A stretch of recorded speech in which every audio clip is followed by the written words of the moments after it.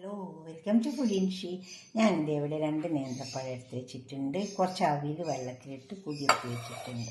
ഇത് കുതിർത്തതാണ്. അവിൽ വെള്ളത്തിലിട്ടിട്ട് നമുക്കൊന്ന് മിക്സിൻ്റെ ജാറിലിട്ട് അരച്ചെടുക്കാം. ഈ പഴം ഒന്ന് വാട്ടിയെടുക്കാം. നമുക്കൊരു ബ്രേക്ക്ഫാസ്റ്റ് ഉണ്ടാക്കിയെടുക്കാം. അതെങ്ങനെ ഉണ്ടാക്കുക നോക്കാം. പഴം നമുക്ക് മുറുക്കിയെടുക്കാം.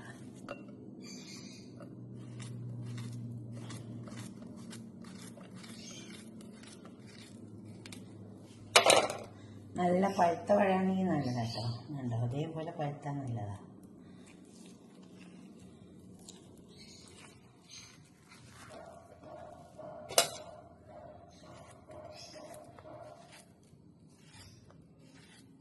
ഇതൊന്ന് നല്ല നെയ്യ് ഒഴിച്ചിട്ട് വാട്ടിയെടുക്കാം. നമുക്ക്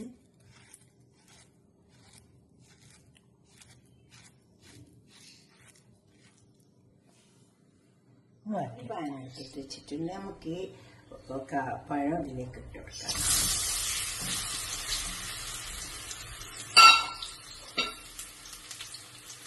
വാടിയിട്ട് നന്നായി വെന്ത് വരണം.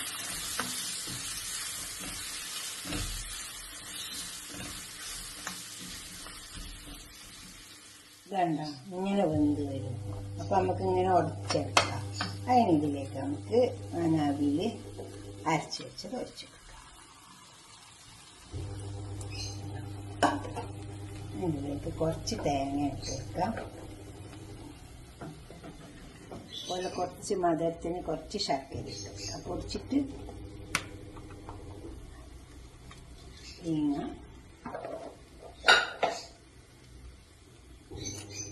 പൊടിച്ച ശർക്കര, പിന്നെ നുള്ളുപ്പിട്ട് കൊടുക്കണേ. വെള്ളത്തിൽ കലക്കിയിട്ട് ഇട്ട് കൊടുത്താലും മതി. ഇങ്ങനെ ഇട്ട് കൊടുത്താലും മതി. ഇനി ഇത് നമുക്ക് നന്നായി ചേർത്തെടുക്കാം.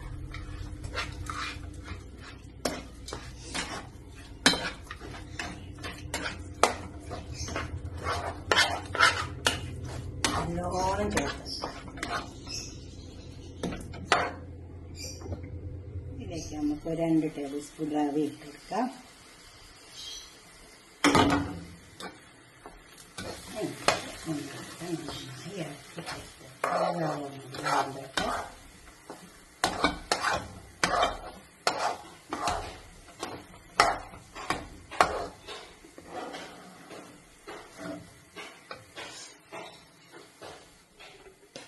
കുറച്ച് നെയ്യ് ഇട്ട് കൊടുക്കാം.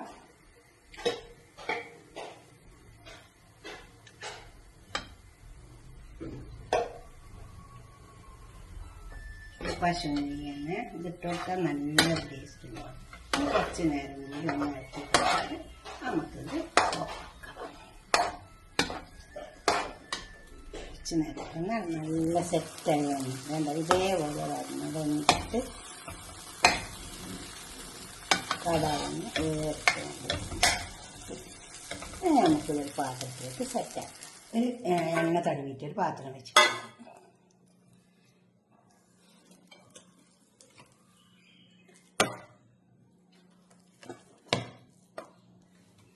അതേപോലെ ഇതിനൊന്ന് സെറ്റാക്കിയാൽ മതി. എന്നിട്ട് നമുക്ക് തണുപ്പിച്ചിട്ട് കഴിക്കാം. നല്ല ടേസ്റ്റ് ഉണ്ടാവും. തണുപ്പായാലും ചൂട്ടോടെയും കഴിക്കാം കേട്ടോ. എങ്ങനെ കഴിക്കാനും ടേസ്റ്റ് ഉണ്ടാവും. നല്ല തണുപ്പിക്കണമെന്നില്ല. കുറച്ച് സമയം ഒന്ന് പുറത്ത് വെച്ചിട്ട് അങ്ങനെയും കഴിക്കാം. എങ്ങനെ വേണമെങ്കിൽ.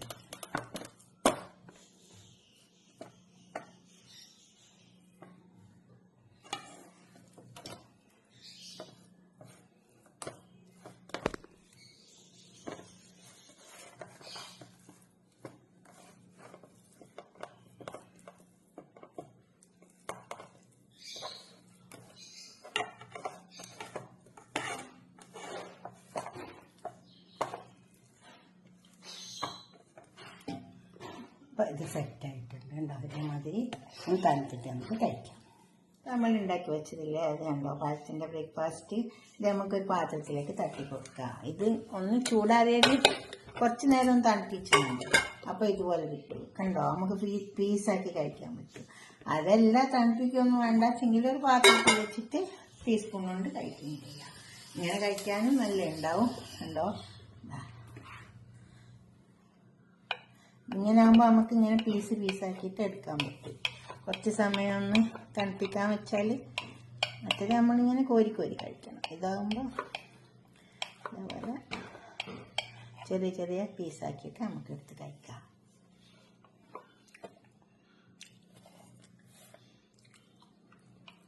ഇങ്ങനെ പീസ് എടുക്കാൻ പറ്റും. കണ്ടോ, ഇതുപോലെ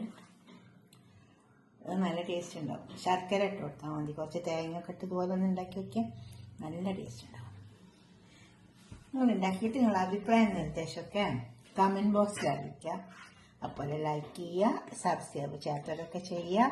ഇഷ്ടപ്പെടും അപ്പോൾ ലൈക്ക് ചെയ്യണം. ഓക്കെ, അടുത്തൊരു വീഡിയോ ആയിട്ട് നമുക്ക് പിന്നെ കാണാം. ബൈ.